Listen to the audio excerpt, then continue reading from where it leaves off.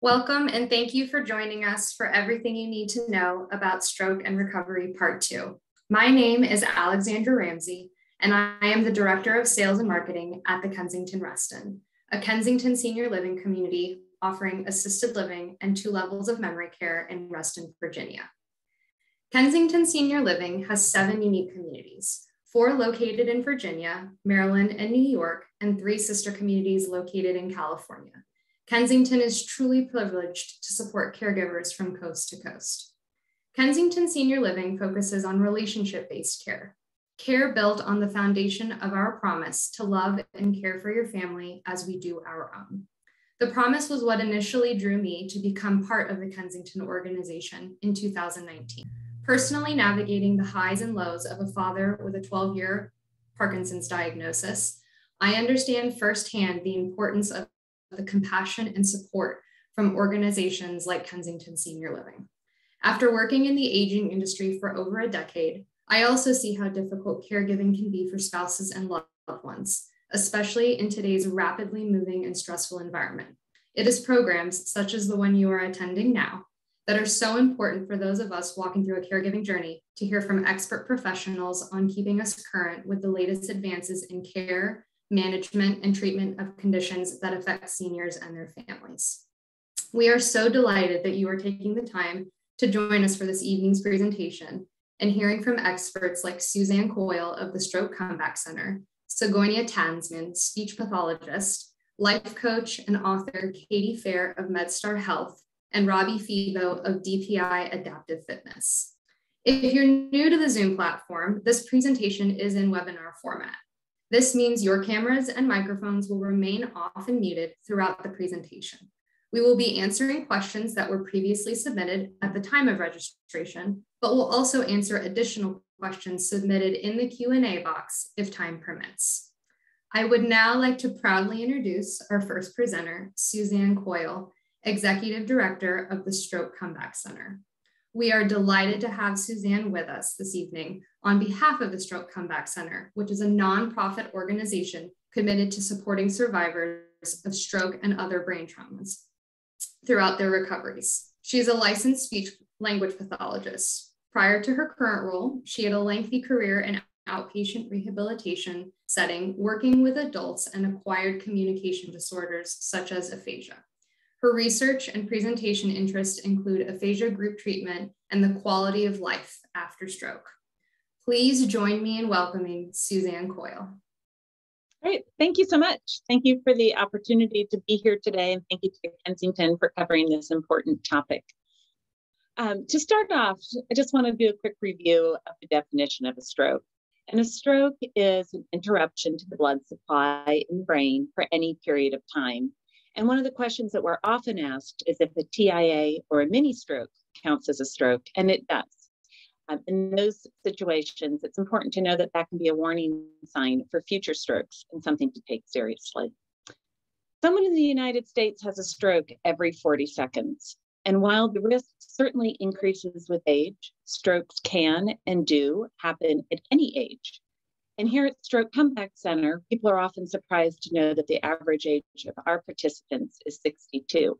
So people are experiencing stroke younger than expected, but the good news is we have a long time and a long recovery ahead. And that's a long opportunity for recovery ahead. So we know that stroke is also a leading cause of disability. With that good immediate medical care, we know that that can drastically improve the long-term outcomes. And so it's so important to know that you should always call 911 if you think that you or someone near you could be having a stroke. We know that this recovery can continue indefinitely. So when I was approached by the Kensington about this topic today, I knew I wanted to bring in a panel of experts that work with stroke survivors over the long haul. And that's what we have here today. So often the focus on rehabilitation and the conversation is about those first few months after a stroke, and those are really important, but with good determination and good services and good support, recovery can continue indefinitely. So I'm excited to have these experts here today that work with stroke survivors over the long haul. And with that, I'd like to introduce you to our panel, and we'll start off with Suzanne. If you want to come on and introduce yourself. It says that I can't start my video. Oh, there we go. Oh, there you are. Great. Perfect. Hi, my name is Suzanne Tansman. I am a speech language pathologist. I'm also a life coach and an author of this book, Hope After Stroke for Caregivers and Survivors, the holistic guide to getting your life back. I've worked with stroke survivors and their families for more than 30 years in literally every imaginable setting, from the acute hospital setting to rehab settings, to residential settings, to home care settings, and finally in the community. And it is my pleasure to be here today to offer a lot of hope to the people in this community. Great. Welcome. And next I'd like to introduce Robbie. Hello guys, my name is Robbie Febo. I've had the amazing opportunity to work for DPI Adaptive Fitness since 2015. I personally work one-on-one as a certified personal trainer with different stroke survivors and other neurological injuries. I've had the amazing opportunity to work in grant-funded programs at MedStar NRH and work with stroke survivors there, and adaptive classes that are done virtually, and had an amazing time learning about this community. So excited to get the word out. And then next, my colleague, Katie. Katie and I worked together when I was in outpatient rehab. And so I'm excited that she could join us today. All right. Hello, everybody. My name is Katie Fair, and like Suzanne said, I work for MedStar Health, and I'm an occupational therapist and certified driver rehab specialist. I have over 18 years of experience working in neuro rehab. I've been a driver rehab specialist for about 8 years, and I've worked in the various stages of the stroke recovery process, both inpatient and outpatient. All right, so we're going to go through some of the questions that you all have submitted ahead of time, and we'll try and get through as many as we can. And the first question here is, can you please share some of the physical or cognitive challenges that can occur from a stroke and the recovery associated with those different symptoms? So since you all work on different aspects of stroke recovery, we'll let you each cover your area. And we'll start with you, Robbie. Yeah, so in my experience for my own clients that have been out of the inpatient and outpatient clinical settings, what I've noticed personally in the last 7 years is struggles with confidence in living independently, being able to confidently stand up on command from a seated position, or issues with their gait post-injury. And really my role is to assist them with functional goals through our programming, and through that, I get to see them progress functionally, which also complements their mental health progression. So that's my role and what I've seen in my setting. All right. And Suzanne, how would you answer that? Well, I think that stroke from the neck up, for me, falls into two categories. One are the visible categories, and then secondarily, the invisible, or the things we can't see. So let's talk about the visible ones first. Speech impairments are pretty obvious. I will be answering a question about aphasia more in depth later, but aphasia is essentially a communication impairment. And so we typically see it with difficulty in expression, but it might also impair understanding, reading, writing, even gesturing. And then there is the motor aspect of speech. So we might hear that slurred speech or drunk sounding kind of speech. Or that person might have something called apraxia. And I liken this to, you know, if you're trying to learn a complicated new dance step, maybe your legs are working right, but you can't seem to coordinate the movements. And that's what apraxia is like. And then last, in the visible ones, are the swallowing problems that we have, also called dysphagia. Now, the invisible ones are the cognitive functions, and we often see this as slowed processing, trouble planning, organizing, difficulty with memory, especially short-term memory. And we may see emotional or behavioral changes. Actually, 1 in 3 people suffers from depression, and it's very underdiagnosed. We may see anxiety, even if that person never was anxious before. Some aspects of paranoia or disinhibition, where suddenly they're saying things that they never would have said before. We could see decreased initiation and then isolation. And Katie, what would you add to that? Sure. Thank you both. You've covered a lot of it. I'm going to just touch on potentially some of the physical changes that can happen post-stroke. Robbie talked a little bit about it, but hemiparesis weakness, there are visual changes that sometimes happen, things like double vision or a visual field cut. Inattention, neglect are words that are oftentimes talked about post-stroke. Fatigue, balance changes, changes in your muscle tone, where you're experiencing more tightness. So all of these things can affect how you get around and how you do day-to-day tasks. And part of our role is to use both remedial, so trying to make these things better, strategies, and compensatory techniques to make sure that you can still do your daily tasks. And so I'll just add, this was a long list of things that can happen as a result of a stroke. And certainly every stroke survivor does not experience all these different symptoms. The part of the brain that's impacted by the stroke will influence the symptoms that someone will have as a result of the stroke. And one of the things that I really like about working with stroke survivors, the stroke survivors get better over time. And so I would never want someone to think, oh goodness, well now I have a swallowing disorder that could happen down the road. If you're going to have a swallowing disorder, you're going to have that immediately after the stroke, and then things improve from there. And of course, there are some outcomes like depression. I'm so glad you brought that up. That can happen as recovery continues. For the most part, somebody knows the symptoms that they're going to have pretty quickly after a stroke, and then recovery continues from there. Okay, so let's talk a little bit more about aphasia. That was one of the questions that we had today. So going in, could you tell us a little bit more about aphasia? And the question people ask so often is, how long is it going to last? When's it going to get better? And what do you do? How can you communicate with someone that has aphasia? Right. So let me first define what aphasia is. Aphasia is a communication impairment, a loss of language. It affects 1 in 3 people that has a stroke.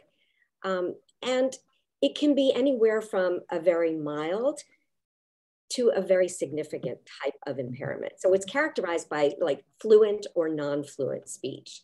And it could be anywhere from like missing a single word, where somebody says, that thing where the food goes, and they mean the refrigerator, to something much more substantial, where it impacts their reading, their writing, their understanding, even their gesturing. So think of any form of communication. The question that they say, how long does that last? That's the number one question. And there's no definitive answer, because if we just look at our fingerprints, we know how unique we are. And our brain is distinctly unique like that too. So I don't want to just put it into, we don't know forever. I will say this, aphasia can improve. It does require attention. It requires practice. It requires patience. And we have to start to gather all the bits and pieces of our repertoire of how we communicate. So one of the questions that we get is like, how do I talk to somebody that can't speak? And I like to point people in this direction. You don't have to have gone to a foreign country to have experience trying to speak to someone that doesn't speak your language. So that's one aspect, and I'll talk a little bit about that. And most of us have talked to a child who was pre-verbal. This is not to say that a stroke survivor is a child, but what I want you to know is look at the resources that you used when you spoke to that person. So you looked at their gestures, you looked at their tone of voice. Words really only comprise 7% of our communication. So we have our tone of voice, our expressions, we also have to look at what was the condition that precipitated the conversation. It's unlikely that somebody is talking about who they want to vote for president when they're sitting on something and they're doing this, right? It's likely that there's something that's bothering them. So we have to kind of use all of our repertoire of understanding. And I think that's the first thing to look at. How can I communicate with someone who doesn't speak? Seek first to understand. Assume that you're going to eventually understand. It may not be pretty. It may be a lot of gestures and charade games, but try that first, okay? Aphasia does not affect intelligence. That's number one. And if we can reduce the stress around speaking, that is key to having everybody speak.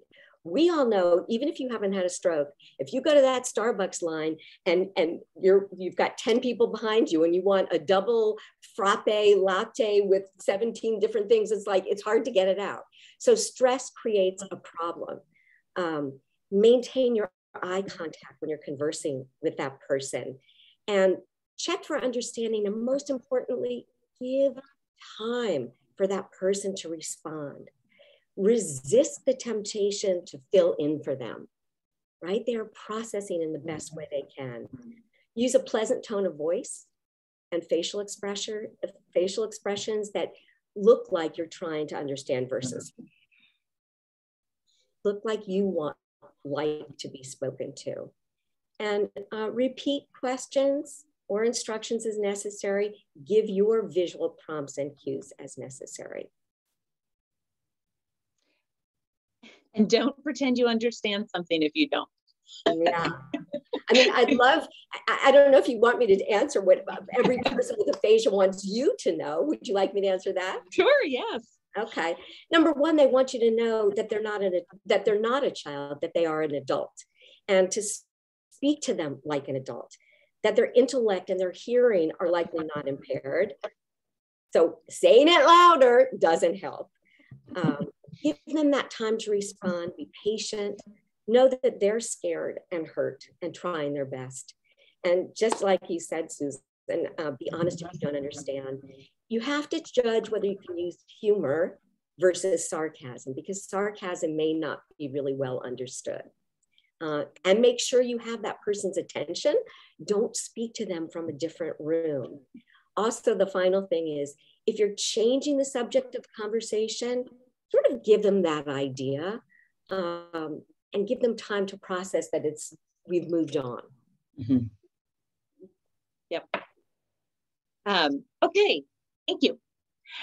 Another question we get asked a lot is about driving. So, we know our driving is our independence. There are lots of parts of the country you can't get anywhere if you can't drive. And after a stroke, if somebody has lost their ability to drive, they are often, very anxious to drive again. So, Katie, for you, can someone drive again after a stroke? And what happens if they have weakness in one of their legs or arms or changes to their vision? How do they navigate that?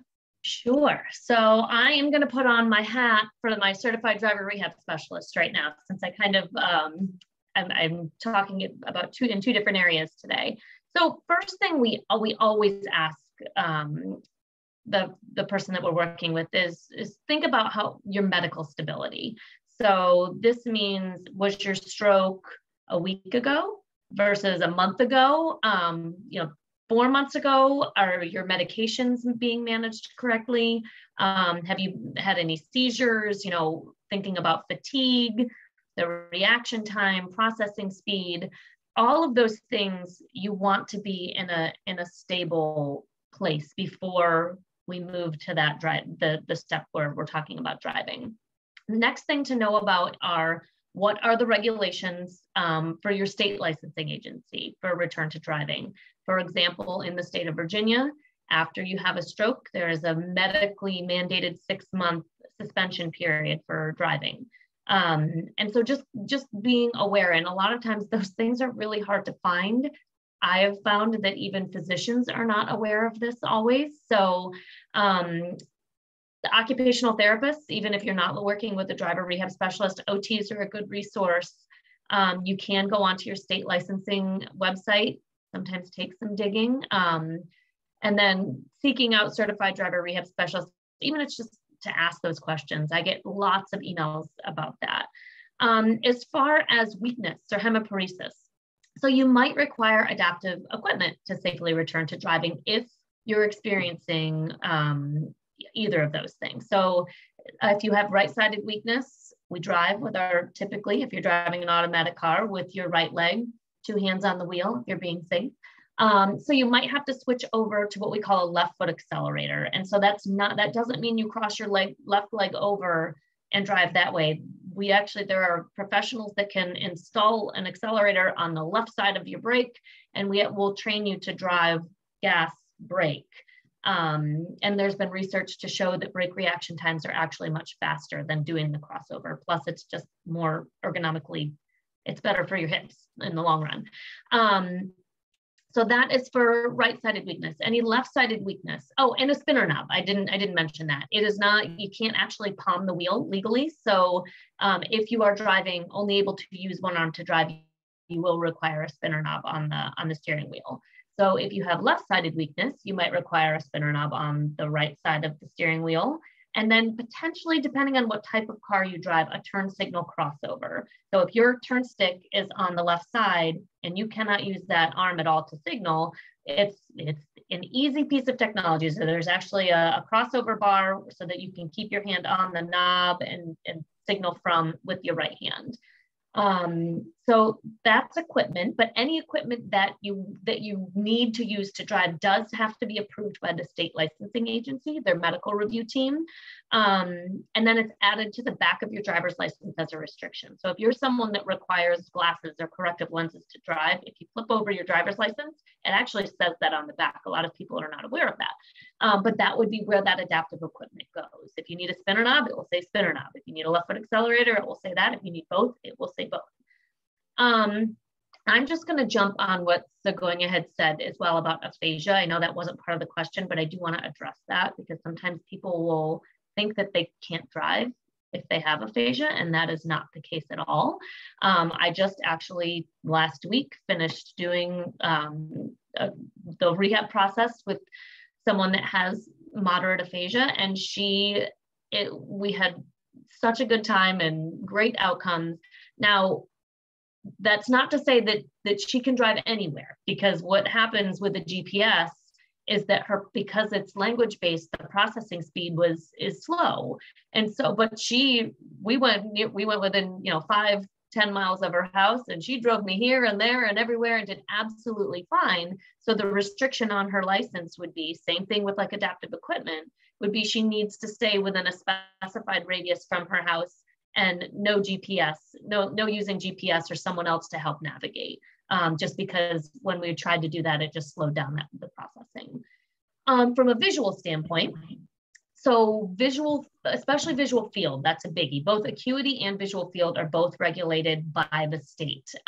So visual field, for example, in the state of Maryland, you have to have 140 degrees of continuous visual field, which means if you have a visual field deficit that affects both of your eyes at the same time. So for like a homonymous hemianopsia in the state of Maryland, they will not let you drive. It's not like that for every state though. So, that's one of those things, again, that you can find typically on the website, but oftentimes using your medical professionals to help you sort of navigate those waters is helpful. As for inattention, so if you find you're still bumping into things when you're walking or in a wheelchair, if you're missing things on one side or the other, if you have that arm that still kind of all of a sudden appears out of nowhere and you're like, oh, that's my arm with a mind of its own type of thing, you might not be ready for driving in this moment. However, I want you to remember, and similar to what Suzanne has said, that recovery is a process, healing is a process, and just because you're not ready to drive right now in this very moment does not mean that down the road that things may change and that you might be ready to drive. So I think I answered at least the physical and the vision question about that. Katie, can we go back? Can you tell us a little bit about what a visual field cut is for people that might not know what that means? Sure. That's when part of your visual field, and oftentimes, it is not there. So if I'm looking straight ahead, my peripheral field, I can see my fingers moving and I'm looking straight at the camera. I can see my, well, it's cheating because I'm in the camera. If I'm looking straight ahead at the wall, I can see my fingers moving all over. But if I have a visual field deficit, so like a left homonymous hemianopsia, that would mean the left half of my vision in both eyes is gone. And now and this confuses people sometimes because it's not, oftentimes you're not seeing black, or your brain isn't interpreting that field is gone because it fills it in. Your brain is super smart. So it's able to just fill in what it thinks is there. And so that becomes a problem when you're driving, when your brain is just filling in things that it thinks is there, when in reality, there's a kid running across the road, or, even an animal that jumps out in front of you, or anything. And you're not necessarily going to pick up on that. Right. Thanks. And I know vision changes are really frustrating with people that want to drive again. And sometimes with something like that, when it is a field cut, they do reach the end of their road, for lack of a better analogy. And it can be a frustrating piece in terms of getting back to driving. So I wanted everyone to understand the difference between a visual field cut and changes in our eyes that maybe happen with age, or that can otherwise be. Okay, Robbie, let's come to you and talk about how we maintain our fitness after stroke, and how do you find ways to exercise again? If we have stroke survivors who have one-sided weakness, or maybe can no longer do standing exercises, can't use the equipment in the gym like they did before, how do they use what is adapted fitness, and how do they continue their fitness goals? Absolutely.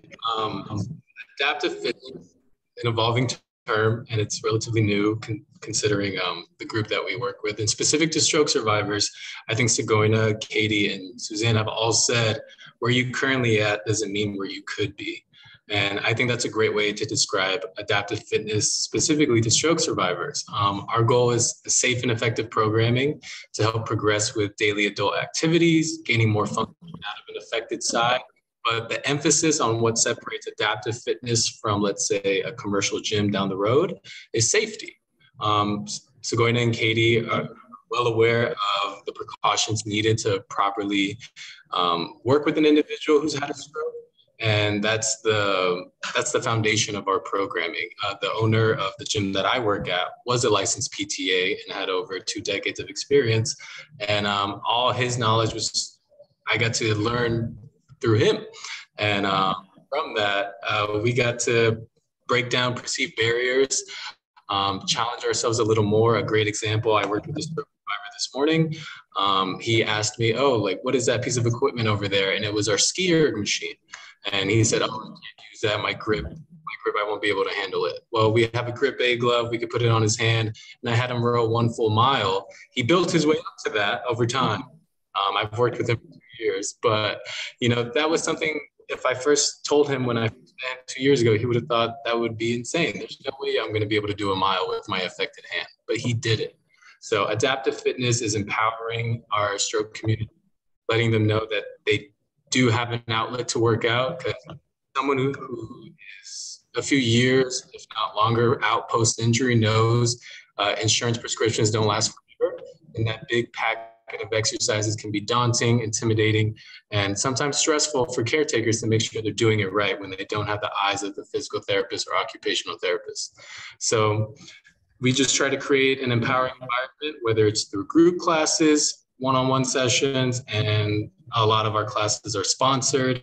And we really just try to emphasize high repetitions, quality movements, and empowering no matter what level of injury that you're at.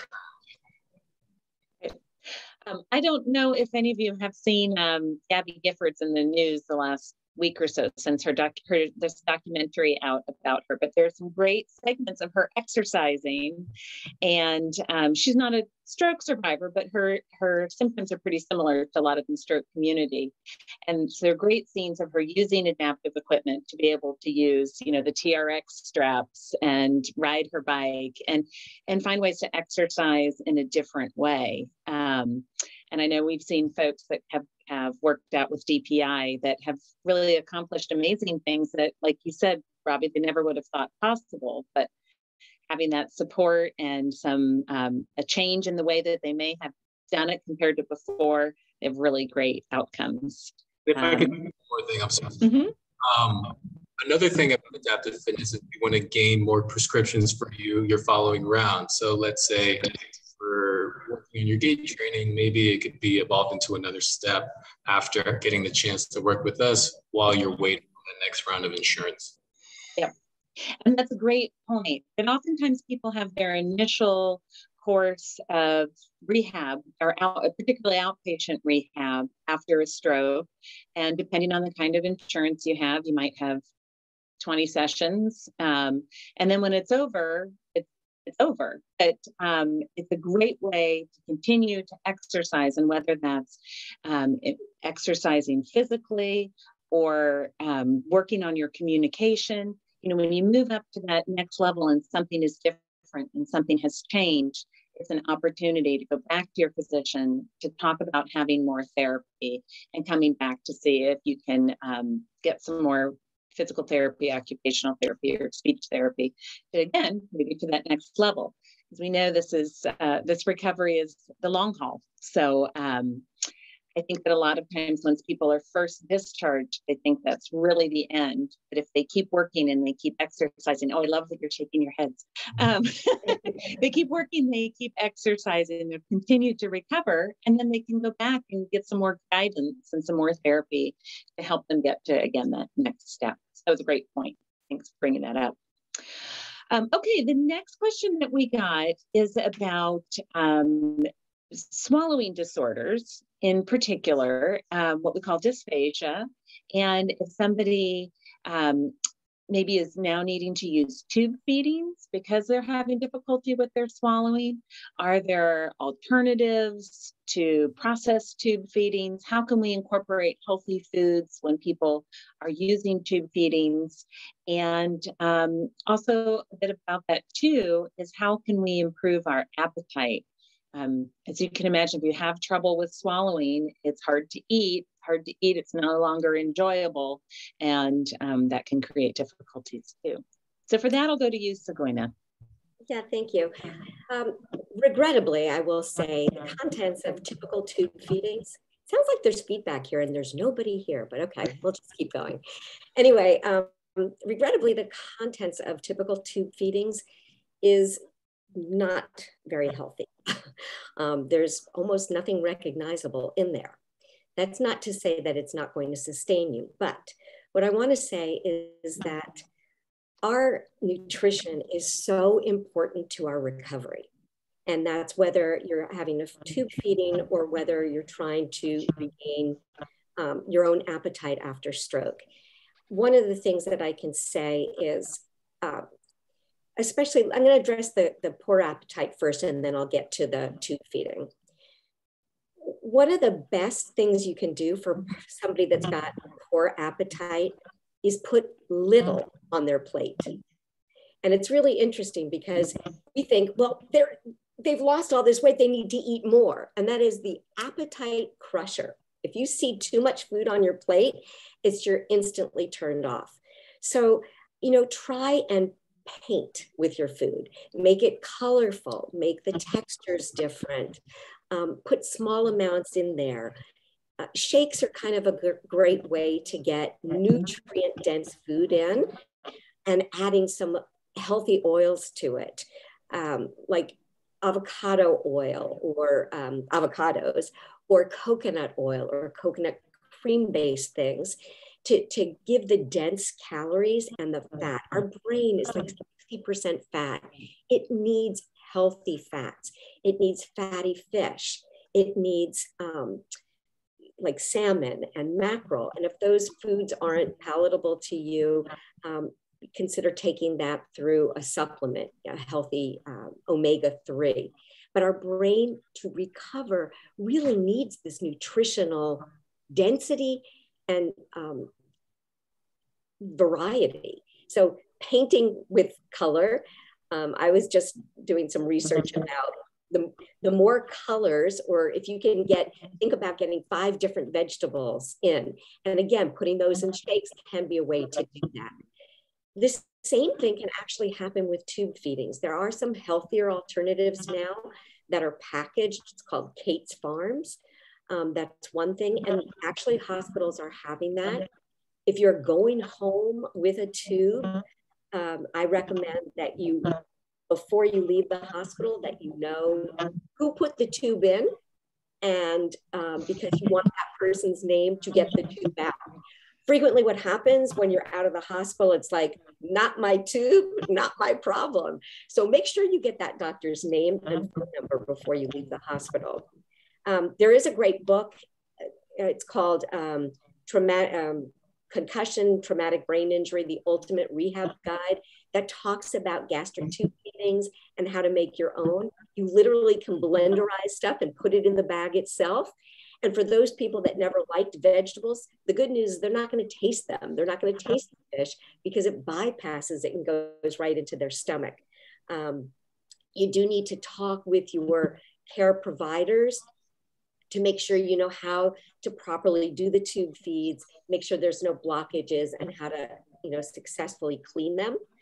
A lot of stroke survivors do talk about their tastes have changed. Sometimes they say, I can only taste something salty or sweet, which frequently leads to poor choices than in food. Those, quick consumable things that are snacks and fast foods. Ideally, when you shop, avoid the center, go on the outside, look at the natural whole foods. Those are going to be your best options. And just experiment. Continue to experiment with strong and different flavors in small little bits until you can kind of work your way back to getting that appetite and healthier choices. Those foods are as much a part of your recovery as medicine. I think it was, Hippocrates who said, let food be your medicine. And he was right. I mean, that is really the truth. We didn't get to have a stroke unless there was an aneurysm or some other heart condition. So much of our behavioral lifestyles influence our stroke outcomes and create high blood pressure, high cholesterol. Those things are preventable. 80% of strokes are preventable. Let's start with our food. Right. Okay, thanks for that. Next question that we often get, and this one I'll ask you, Katie, is how can we get more function back in an affected arm or other part of the body? I know here at Stroke Comeback Center, we have so many people who have that weakness in their right arm and right hand, and it's often very tight. It's not up this high, it's down here. So how can we get some function back? Yeah, great question. And this is probably one of the most commonly asked questions, I would say, in the PTOT world. And my response is always, there's so much variability in motor recovery. And I think we've all kind of touched base on it a little bit. And Sigonia's fingerprint analogy was really good, that, everyone's brain is so different, and it just really depends on where your brain is affected, how much brain tissue. But what I would say is, once you're out of an inpatient or acute type of setting, starting with your therapies, PTOT speech kind of is that next step in the medical model continuum of care to facilitate some of these and to help expedite some of these neurological changes through mobility and stability exercises, tone management strategies. Like Suzanne said, tone, sometimes early on you have a flaccid arm, which means you're having low tone. You can't get any movement. And then all of a sudden, your fist wants to clench up and you can't quite get your hand to open. And now all of a sudden the tone has fluctuated and you're having more increased flexor tone. And so that's what that's the purpose of when you go to the outpatient therapies, is to help build what you need to help decrease that as much as possible. So tone management through medication sometimes is required. We talk about sort of more of the systemic medications like your baclofens, and then more localized Botox.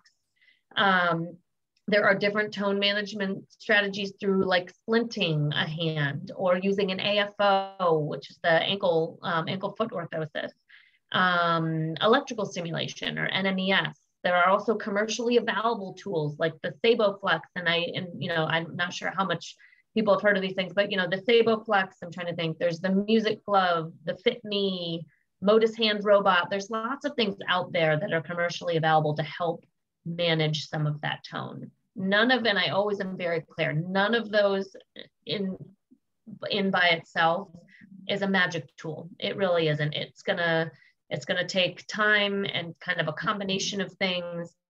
And our goal is to, again, like I said before, kind of using a combination of remedial, let's make it better, and compensatory, okay, this is where you're at right now, let's figure out a way to work with what you have to make you as independent as possible throughout the recovery process.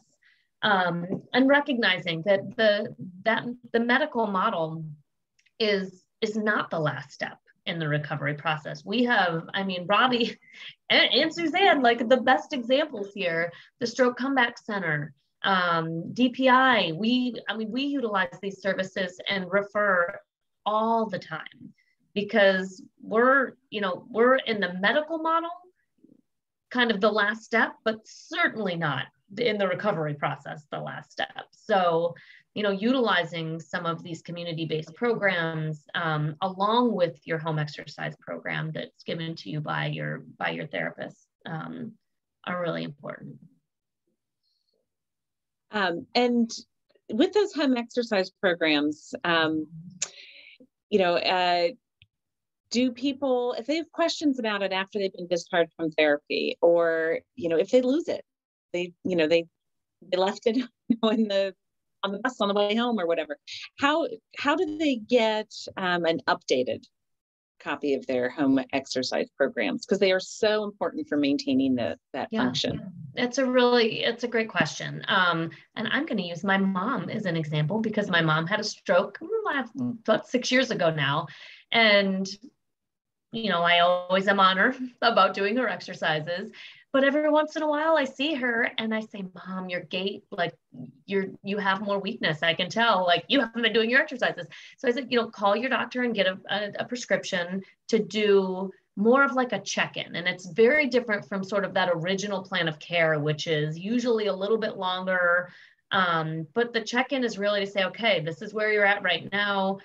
Let's start with these exercises and then advancing sometimes the exercises as well. Kind of what, similar to what Robbie was saying, we'll see people that come in, they're like, oh, we need to scrap all those exercises and get you some new ones type of thing. So, it depends. I have people that will come in every single year and we do a plan of care for, 2 or 3 visits, even nothing big, but just a check-in, but yearly. Sometimes it's longer than that. And oftentimes it's facilitated by a family member or someone noticing, either you've really started to slack on the exercises or, you've had a couple falls or something like that says we might need to get back in to sort of regroup. Mm-hmm. Well, and sometimes too, it's like, wow, you're so much better than you were a year ago. So let's go back and check and see if now you're ready for driving or you're ready. Absolutely. Absolutely. I've had tons of people. And I feel like over the past 2 months, I had seen people more early on in the healing process for driving specifically that have circled back around. Mm-hmm. And I'm like, all right, we're ready. So, it's one of those where sometimes I'll set a time for people because I think that's helpful to say, all right, come back to see me in 6 months, or, come back to see me when either you or someone else notices that you're ready. So. Great. Okay. Okay, another question that we have about fitness and exercise. So this, again for you, Robbie, how can you participate in these workouts and in adaptive fitness if you can't stand? You have to always be in a chair. So what do you do in those situations? Absolutely. So at our gym, we also have many participants who use manual wheelchairs, power wheelchairs with different diagnoses. And if our gym is about inclusion, we have to provide adaptive options for everyone. So with our classes, I'm 1,000% confident all of them can be done seated or with the proper equipment. If I can get you in the gym physically, I can put you in a safe environment, proper settings. We have a nice big mat, whether it's a standing frame or a bench for you to sit on with a wall to support you in case anything. The big one is for at home, because a lot of our classes are hybrid now. And with COVID, that was a big boom in the industry in more or less Zoom workouts. So having a that you're confident in, that can stabilize you, having water nearby, having a loved one just in the area if you're able to make sure that everything is safe, and just capitalizing on the movement you do have. And that was the one thing I wanted to touch on. One thing I see a lot is someone being frustrated by their range of motion specific to their arm, let's say as an example. And if we're doing an adaptive boxing class and I'm saying throw a left jab, but I can only raise my arm high, people may be so frustrated that they want to give it. And our biggest quote is all movement is good movement. And we want to emphasize high repetition, challenge your tone. And I think the whole point of this panel is that you have so many different types of resources to capitalize on, whether it's a clinical setting, adaptive fitness, stroke comeback center. If you can diversify your rehab process, because as we said, it's a forever thing. Post stroke, your results can vary literally year to year, day to day, week, and it just depends on where you're at on your individual journey. Well, and I think you're right. I think that's a nice thing that's come out of the last couple of years is that just like this webinar tonight, we've all gotten so much better with virtual services and virtual programs. And can people participate in your virtual adaptive fitness classes from anywhere around the country? From anywhere. We have people all over the world, actually, in Denmark, Canada, the UK. Wow. As long as it works with time zones, but participants in the U.S. shouldn't be a problem. And we work with nonprofits such as the Sabrina Cohen Foundation, located in Miami, the Adaptive Legion, and Neuro Comeback Center. And we provide sponsored classes that are free to the community, no matter what your diagnosis is, and try to challenge you as best as we can. And just keep that in mind that no matter what your range of motion is, if you got movement out of an affected side, an affected limb, capitalize on it. Do everything you can and make the most out of this free adaptive class that didn't really exist before. Mm-hmm. Great. I know we love working with you too. So yeah, we just recently added a virtual fitness class through DPI. It's great when organizations can work together. One other thing I did just want to clarify with something like fitness, often virtual services can be available to people around the country. With some other programs, it might depend on state licensure limitations.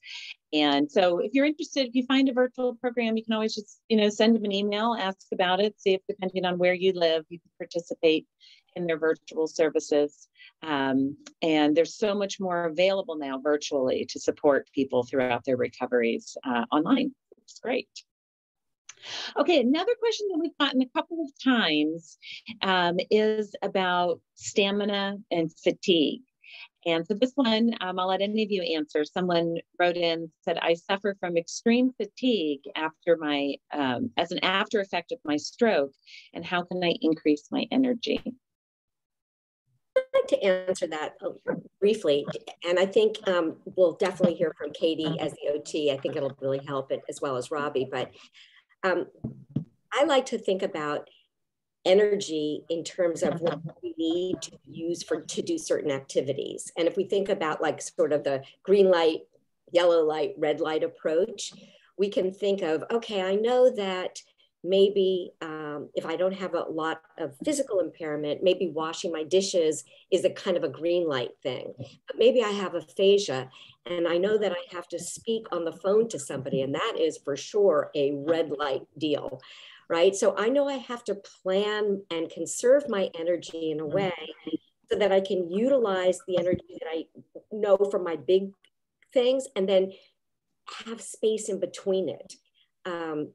You know, neuro fatigue is a real thing. It's not just always satisfied by taking a nap. And this is a huge complaint that I hear from most stroke survivors, because that's an invisible thing. Others don't see how much brain energy is required to do something. One of my patients, and I think, you know, Robbie, you'll probably be able to describe this better. He described walking. And he said that when he was walking on an uneven surface, like he mentally had to go through, okay, now I put my right foot here. He talked his way through that, which is something we do automatically. And you can only imagine the cognitive fatigue from that. So making sure that you do get your adequate rest and that you kind of look at your day and plan for the most important things. Like I say, what's my win for today? WIN, what's important now? Like, let's figure out that one thing that we're gonna use as, and then space it with some green around it. I'm gonna jump into and agree with what Sigonia said. In occupational therapy, we talk a lot about, and we work a lot about on energy conservation and doing exactly that. So I actually have a handout that I give to people that, and I say, go through a few days of your life and list everything that you do. I mean, and this is like getting in the shower, getting dressed, like just every little piece. And then there's two more columns, and there are prioritize them.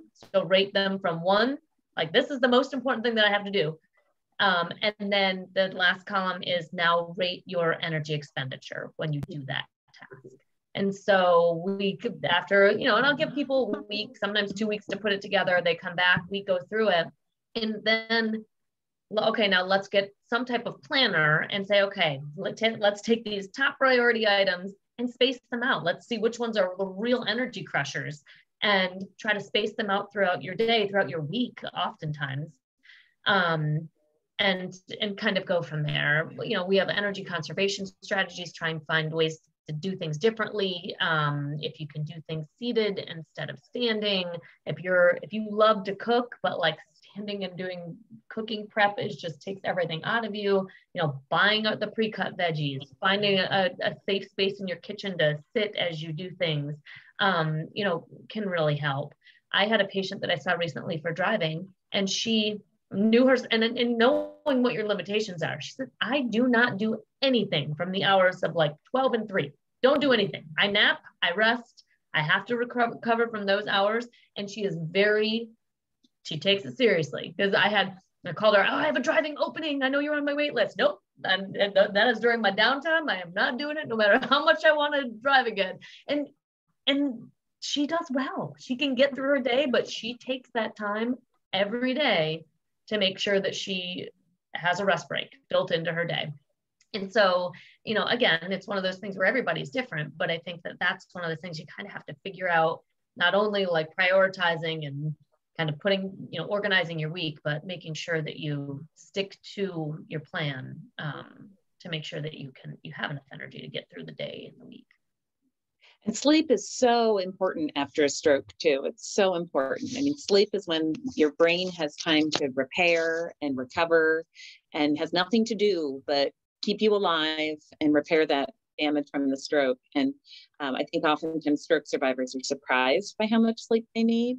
And, you know, they're not used to sleeping more than 8 hours in a night or more than 6 hours in a night. And suddenly they're sleeping 12 hours. And, you know, if that's what they need, that's what they need. And it's so important to fuel you for your day when everything that you do takes so much more energy. So I like to say the word rest is in the word restore. And you've got to be able to give yourself permission to do that, because people feel terrible that they're doing it. We say, appreciate it. Yeah, know it.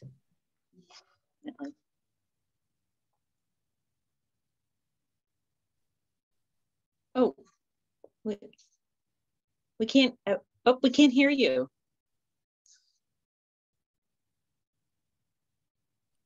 Nope.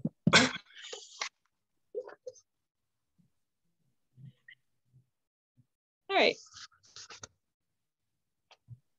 No. Well, if we're going to have a technical glitch, it's good that it's at the end. One thing I wanted to share while we're working through the technical difficulties, in my setting, I know very well, I've had the luxury of being able to work with someone for a year or 2 or 3 that's a stroke survivor. And I know there are just certain where just getting to the gym was a workout in itself, and we just need to get through the workout, stretch, work on standing, mobility stuff, and dial it way back. You know, yes, there are times where we want to push the gas pedal when the tone is cooperating, but when you're having a hard day and you're on little rest, it's just about getting your body moving in a safe setting that can ideally help you rest later. Yeah, and it's endurance training too, right? So yeah, so by the time they, you know, first step is getting to the gym. Down the road, they get to the gym and they work out. Yeah.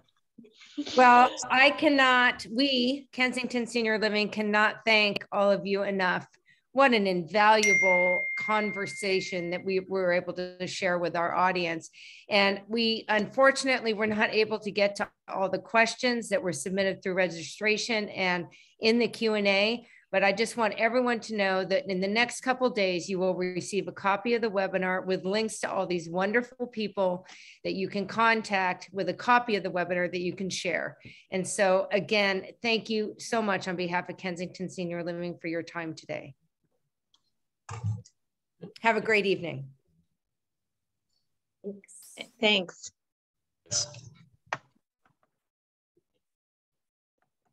Thanks.